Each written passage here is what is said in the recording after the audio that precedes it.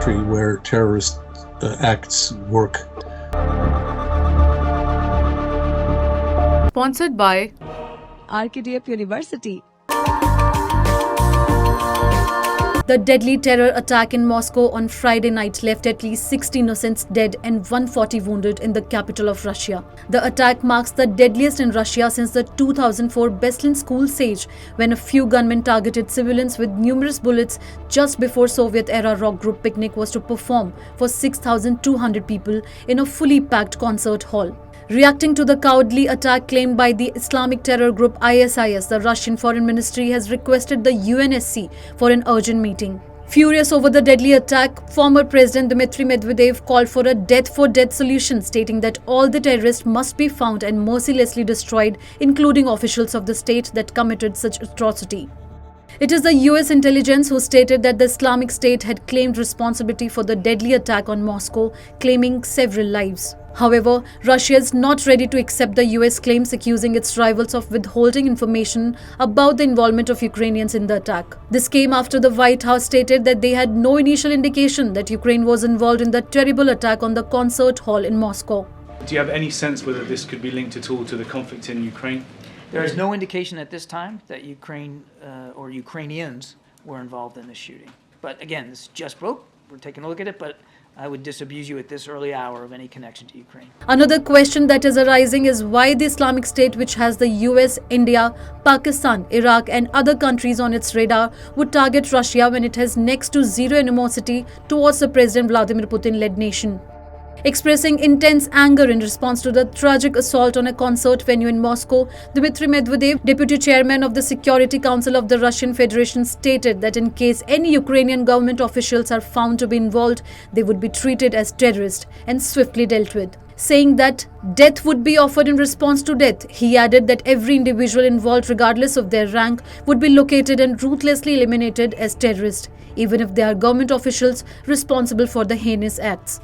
Speaking to the news channel WION, journalist and political commentator Fred Ware stated that though the grievous attack in Russia would not turn people against President Vladimir Putin, it would surely leave people frightened and terrorized for their lives. Where terrorist acts work to frighten the population and turn them against their government.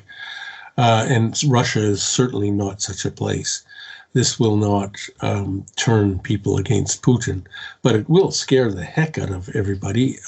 It is, of course, an event like this just is terrifying. And, one on this scale will have Moscow under security lockdown for weeks to come.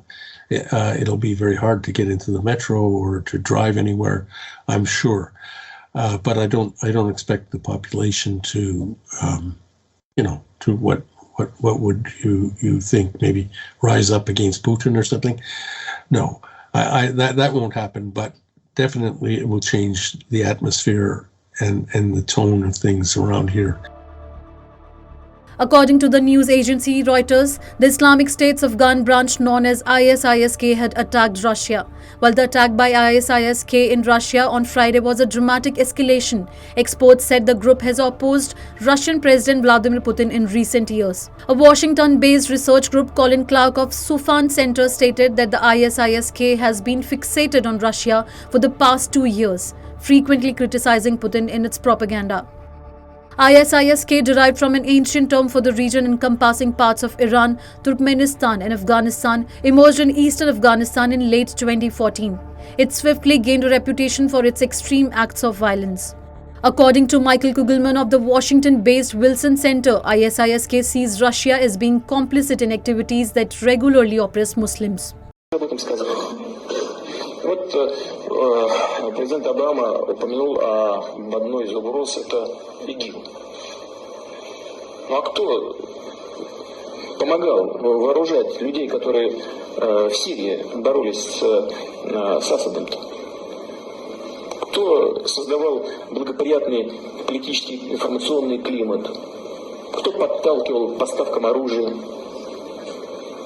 А вы чего, разве вы не понимаете, кто там воюет?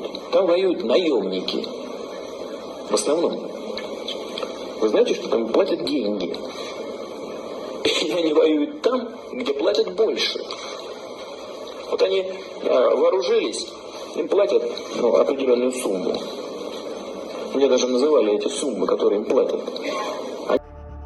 Nonetheless, Moscow has ignored the claims being made by US and Washington-based experts who have stated that ISIS is behind the attack.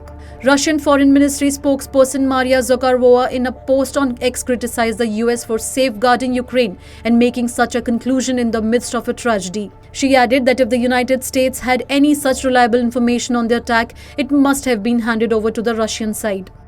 However, it must be noted here that at the beginning of March, National Security Council spokesperson John Kirby at a press conference had warned Russia about the possibility of an attack. Obviously, we've all seen the reports in the video coming out of Moscow. This violent shooting at looks like a shopping mall.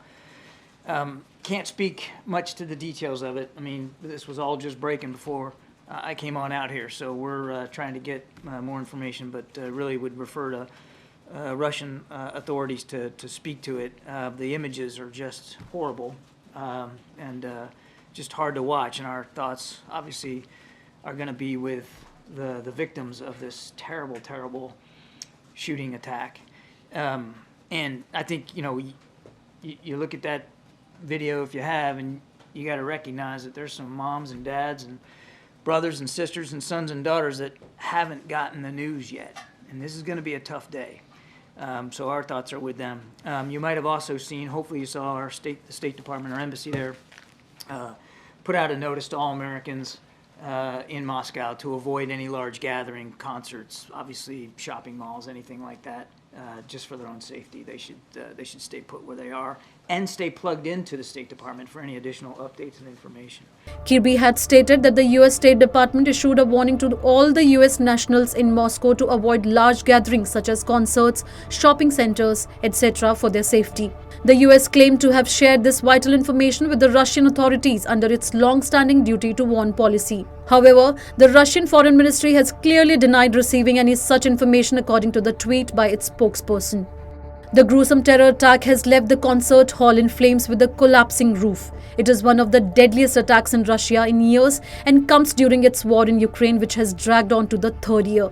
Videos going viral on social media showed the building on fire with a huge cloud of smoke rising through the night sky. The street was lit up by the blinking blue lights of dozens of fire trucks, ambulances and other emergency vehicles as fire helicopters buzzed overhead to dump water on the blaze that took hours to contain.